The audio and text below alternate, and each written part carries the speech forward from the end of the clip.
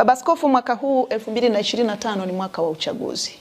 Tumekuona mwaka jana ukituhamasisha ama kuhamasisha watu wengi kwenda kujiandikisha kupiga kura.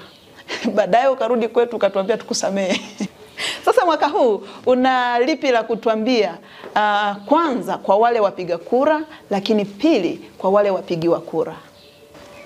Katika mambo ambayo napata tabu sana kuyatolea ushauri ni hilo. Mimi ni mlezi wa dhamiri za watu, conscious, na kwa hiyo ninawaachia uhuru watu. Kama wana imani na mfumo huu, waende wajiandikishe, waboreshe.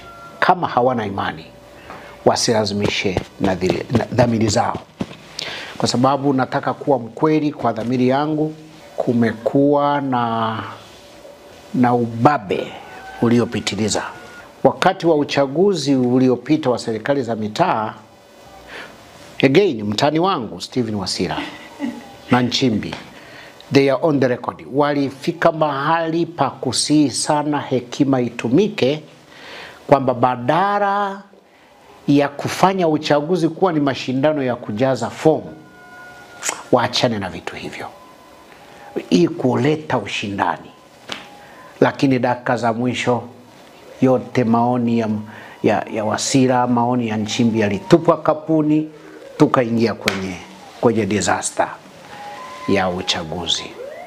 Sasa kurudi kwenye swali lako, mtu ajihoji yeye mwenyewe na Mungu wake amwe.